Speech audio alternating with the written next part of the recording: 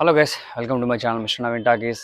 కన్నప్ప ఈ సినిమా మొదలైనప్పటి నుంచి ఈ సినిమాకి చాలా నెగిటివిటీ క్రియేట్ చేయడము, సినిమా మీద ఒక టైప్ ఆఫ్ ట్రోల్స్ చాలా చాలా రకాలుగా ఫస్ట్ మంచు విష్ణు గారిని ఇబ్బంది పెట్టడం జరిగింది. చాలా చాలా ఇష్యూస్ అయితే జరిగాయి. చాలా మంది యూట్యూబర్స్కి అయితే వార్నింగ్స్ వెళ్ళాయి. రకరకాలుగా ఈ సినిమా మొదలైనప్పటి నుంచి ఏదో ఒక విధంగా పబ్లిక్ నోట్లో నానుతానే ఉంది, కన్నప్ప కన్నప్ప కన్నప్ప, మంచు విష్ణు కన్నప్ప కన్నప్ప అని. సో ఈ విధంగా అయితే ఈ సినిమాకి ఒక తెలియని ఇండైరెక్ట్ పబ్లిసిటీ కూడా వచ్చినట్లే అని అనుకుంటున్నాను. ఎందుకంటే నెగిటివ్ పబ్లిసిటీ కూడా పబ్లిసిటీనే సినిమాకి. ఆ నెగిటివ్ పబ్లిసిటీ ఎప్పుడు కూడా ఇంపాక్ట్ పడదు. ఎందుకంటే ఒక సినిమా ఎలా ఉంది అని ఖచ్చితంగా వెళ్ళాలి, చూడాలి అని ఒక ఇంపాక్ట్ కూడా, ఒక ఇంటెన్స్ కూడా క్రియేట్ అయిపోతుంది. ఆల్రెడీ ఇంట్రెస్ట్ కూడా వచ్చేస్తుంది. కన్నప్ప మీద అయితే ఆబ్వియస్లీ మంచు విష్ణు గారు చేసినా చేయకపోయినా ఒక డివోషన్ మూవీ, ఒక డివోటీ, ఒక భక్తుడు, శివుడి యొక్క గ్రేట్ భక్తుడి యొక్క స్టోరీ కాబట్టి ఖచ్చితంగా అయితే అందరూ చూడడానికి ఇష్టపడతారు. ఒకప్పుడు మన కృష్ణరాజు గారు చేశారు భక్త కన్నప్ప అనే సినిమా.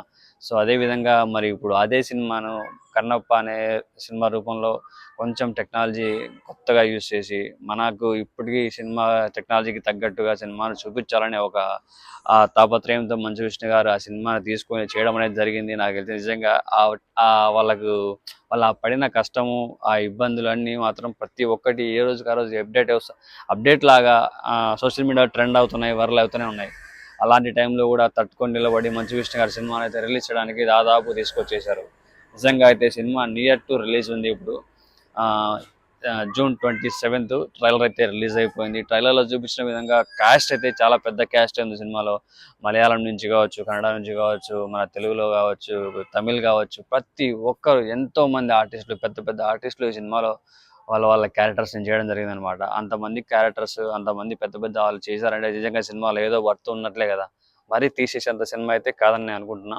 ఎందుకంటే ప్రభాస్ చేశాడు రుద్ర క్యారెక్టర్. రుద్ర అంటే ఆల్మోస్ట్ శివుడికి నంది యొక్క character. Rudra character almost 30 to 45 minutes ఉంటుందంట ప్రభాస్ క్యారెక్టర్ ఈ సినిమాలో. మరి అంతసేపు ప్రభాస్ క్యారెక్టర్ ఉండగా మరి ఆ క్యారెక్టర్ను ఎలా చూపిస్తున్నారు, ఉన్నంతసేపు కూడా చాలా భక్తితో తగిన ఫైట్ సీన్స్ కావచ్చు, కొంచెం యాక్షన్ సీక్వెన్స్లో కొన్ని ఖచ్చితంగా ప్రభాస్ ఫ్యాన్స్కి అయితే నచ్చుతుంది. చాలామంది సినిమాను ప్రభాస్ కోసమైనా ఖచ్చితంగా చూస్తారు. అండ్ మోహన్ లాల్ కావచ్చు, అక్షయ్ కుమార్, పార్వతీదేవిగా మన ఫేవరెట్ కాజల్ చాలా మందికి. సో నాకు చాలా ఫేవరెట్. ఇంతమంది క్యాస్ట్ ఉన్నప్పుడు సినిమాని ఖచ్చితంగా అయితే చూడాలి. అది ఏ విధంగా చేశారు అన్నది సినిమా చూసేంత వరకు కూడా మనం ఎప్పుడు దాన్ని డిసైడ్ చేయకూడదు.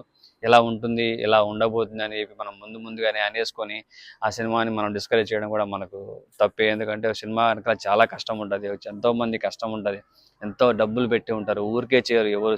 ఒక సినిమాని చేస్తున్నారంటే వాళ్ళకు ఆ సినిమా మీద, ఆ స్టోరీ మీద ఎంతో నమ్మకం ఉండి, అలాగే వాళ్ళు మేము చేయగలము అన్నప్పుడే అంత సినిమా ముందుకు తీసుకెళ్ళగలరు. ఆ స్టోరీలో వర్త్ ఉన్నప్పుడే అంతవరకు వాళ్ళు ట్రై చేయగలరు అనమాట. సో ఆ వర్త్ అనేది పబ్లిక్ ముందుకు వచ్చిన తర్వాత, వాళ్ళు చూసిన తర్వాత వాళ్ళు డెసిషన్ ఇస్తారనమాట. పబ్లిక్ డిసైడ్ చేయాల్సిందే చూసిన తర్వాత అది ఎలా ఉంది అన్నది. సో మరి చూద్దాం, భక్త కన్నప్ప రేంజ్లో ఉంటుందా ఉండదా అన్నది మనం సినిమా వచ్చిన తర్వాత దాని గురించి మాట్లాడుకుందాం. అంత సక్సెస్ ఇస్తుందా ఇదా విష్ణు గారి కెరీర్లో? Let's see, wait. 27th వరకు వెయిట్ చేయాల్సిందే. సో ఆ రోజు మాట్లాడుకుందాం. Stay tune.